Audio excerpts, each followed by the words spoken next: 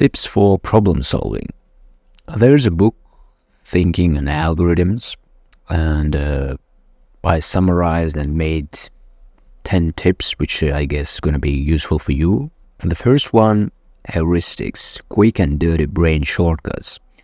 So what it is, heuristics are mental rules of thumb, simple shortcuts your brain uses to save energy.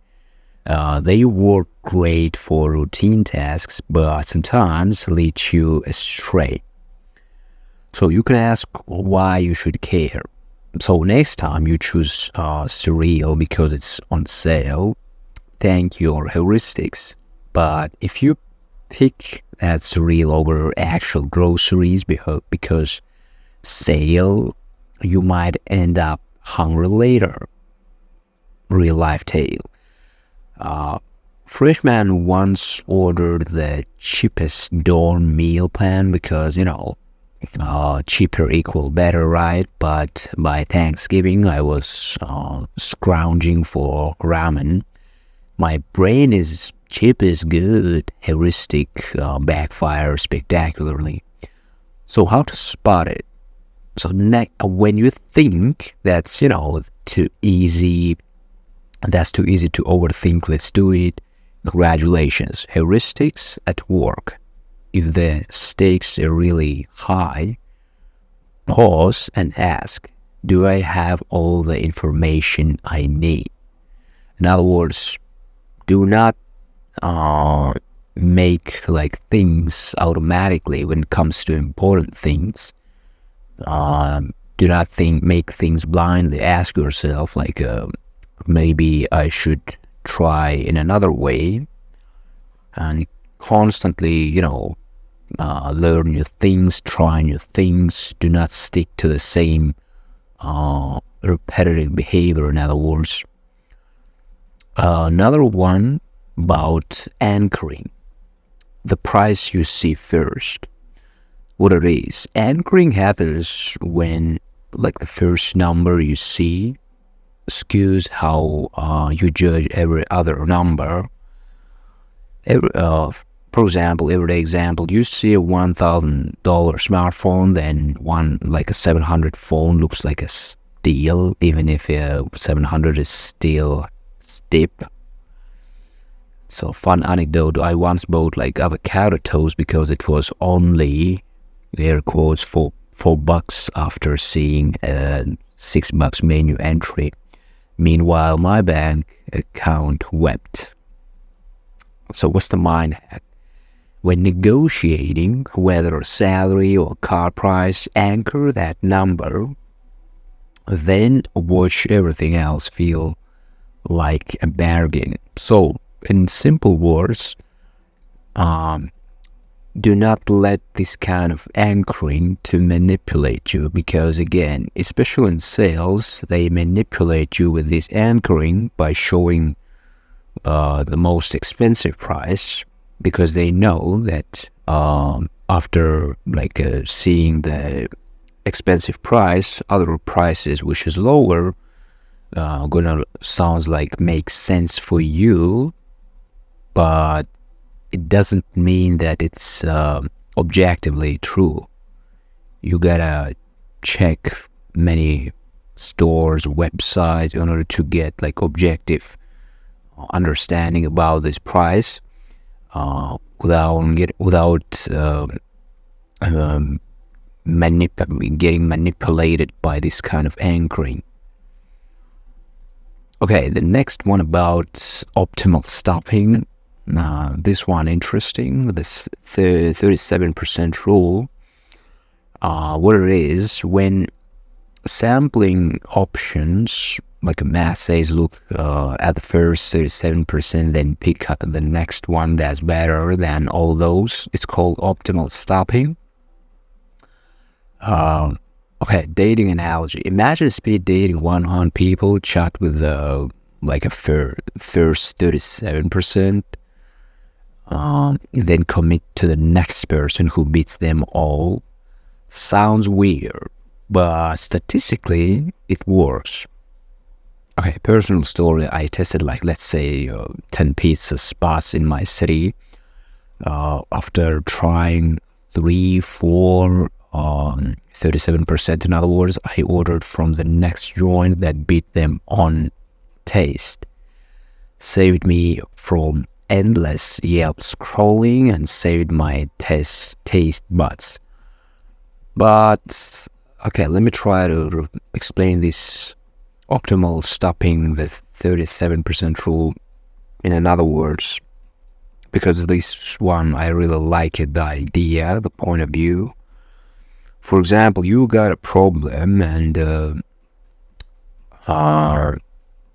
let's say you got 10 days to solve your problems, okay? And based on this rule, you gotta spend 3 days just for the theory, just for the gathering information. In other words, gathering information, filtering, analyzing, preparing precise, like actionable information, let's call it. And then from theory, you go to practice, and in other words, another 7 days you spend for doing things. And that's, great point in terms of, first of all, it is a very good way to not overthink, because first what you do, you gather information, but you also limiting your time. You're not like a gather information, reading, planning like endless time. You're limiting like 1/3 time you're spending for that, in other words. And then based on the information that you get, you jump into the practice. That's the whole point of this optimal stopping, the 37% rule. Okay, the next one about threshold rule, set your bars high. What it is, when you can rate options on a scale, set a threshold. Anything above it gets your thumbs up, anything below goes back. So what about like a work hack, you can ask me? If you grade job applicants on a 1 out of 100 scale, decide that more than 80 is yes, skip endless debate, just honor the threshold. Lifespan. If a movie scores like a 7 out of 10 on Rotten Tomatoes, it's watch worthy, otherwise scroll on. So that's the whole point about threshold rule. The next one also interesting, which called dopamine loops. Reward yourself early. What it is, dopamine fires not just when you get a reward, but when you predict one. Monkey biz, like in 70s, primate labs, monkeys got dopamine spikes when a bell rang before food arrived, because the bell predicted the treat.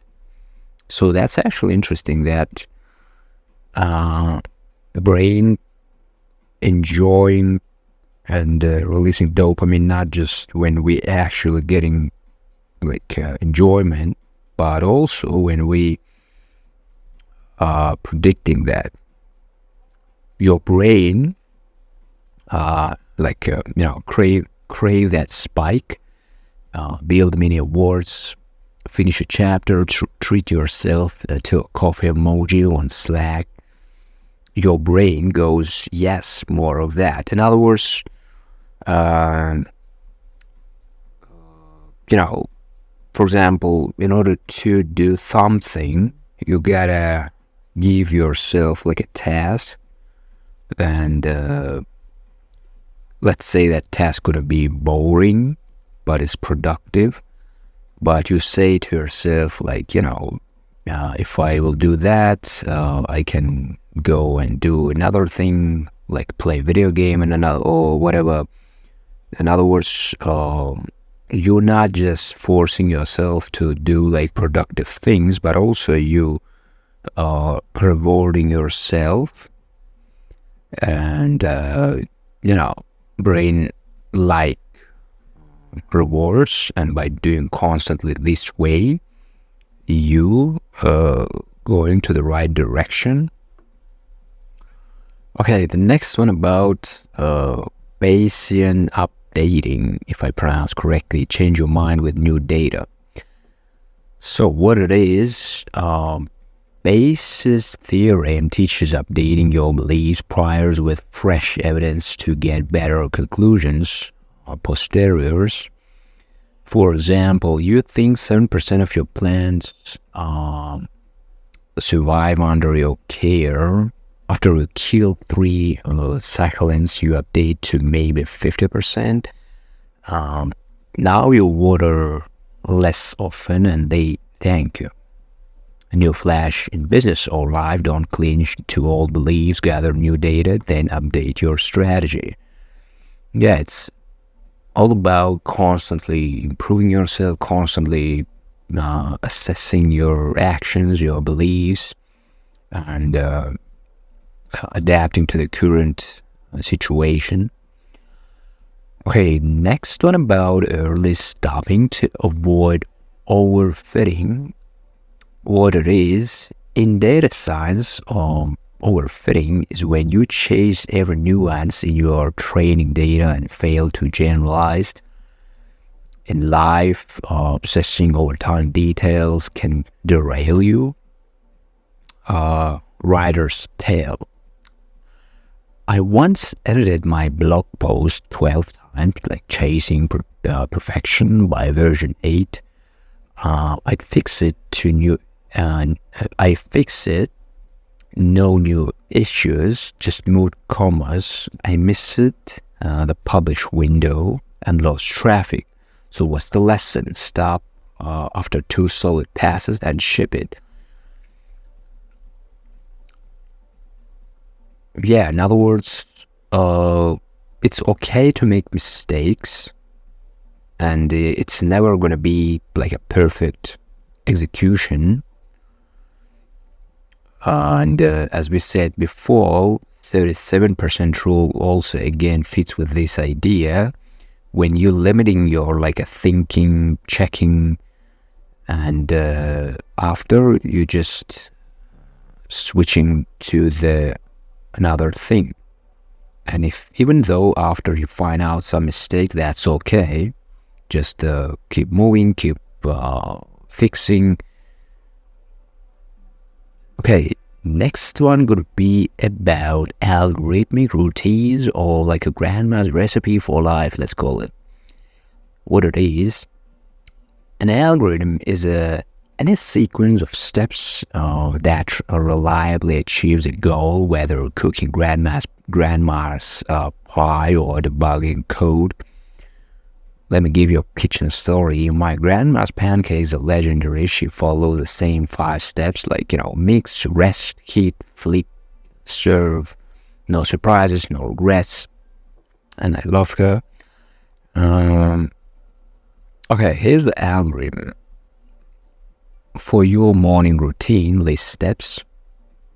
Stretch, brush teeth, journal, brew coffee, read headlines. Automating the mundane frees up brain juice for bigger problems. In other words, it's not about constantly checking everything. You gotta focus to the main things, and other tiny things you gotta follow by basically by following the same stuff repetitively. It is like another 80-20% rule, when all you have to do is just to focus to the main things and constantly getting better at that things. Okay, the next one about environment design, procrastination, let's call it. What it is, sometimes where you work is what you work. Your context triggers habits, good or bad. Coach, confession, I wrote my best code in a noisy coffee shop until I tried writing in my living room. I got distracted by the, laundry pile, major productivity plunge. So what's the hack?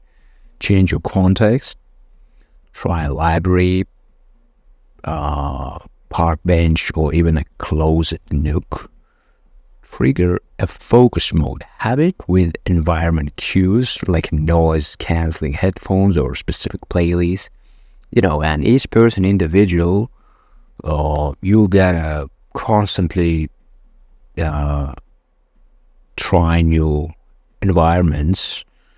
And some people working productively without any noise. Some people in opposite way can work and at the same time like watch some movie. You gotta know what exactly productive for you, and you just constantly repeating that stuff in order to get this flow mode. Okay, the next one, I guess last one, gonna be about early stopping in question and answers, not like know when to wrap. So what it is, just as you avoid overfitting, know when to finalize. Endless question answer rounds drain time and moral. Like, let me give you a game developer example. Question and answer testers ran 15 cycles on a minor UI tweak, found 0 new bugs after like a 5/5. They should have stopped then and rolled out the patch. So what's your move? Set a review limit, say like 2 edits and commit. Shipping on time often beats shipping perfect. That's another great point. You can do things perfectly, but that's not gonna make sense if it was late. In other words, if you had an order and it was like, for example, the deadline was like Friday, but you was constantly thinking about doing things perfectly, and instead of Friday you were like writing on your making delays, and you writing to the customer on Monday. Even though your work was like perfect, it already doesn't make sense. It's already late. So in other words, there should be priority, and time is definitely one of them. So let's bring it all together. When whether you're negotiating, like hiring, writing, or just trying to get through Monday, these tricks give you a roadmap. And here's like a summary of all that shit what I said previously. Heuristics help you act fast, just beware their blind spots. Anchoring steers you value judgments, first impressions matter. Optimal stopping tells you when to pick, beat decision paralysis or analysis paralysis they call it. Threshold rules put math to work, clear cutoffs, kill debates. Dopamine loops keep motivation high, reward yourself early. Bayesian, I don't know how the fuck this shit called it incorrect, like Bayesian, I guess. Updating keeps beliefs current. Evidence matters. Early stopping prevents overkill. Ship it and smile. Algorithmic routines automate life's basics. Free up headspace. Environment design crushes procrastination. Choose your battlefield. Question and answer early stopping respects time, deliver on schedule. And remember, humans bring creativity, emotion, and context. Machines bring efficiency, consistency, and scale. Fuse them and you become a decision-making ninja. So, if you got a nugget of insight, hit that subscribe button, leave us a 5-star review or whatever. No, sorry, thumbs up. Yeah, and share with your fellow thinkers. And yeah, thank you for hanging out today. Until the next time, keep hacking your brain, stay curious, and may your algorithms always lead you to victory.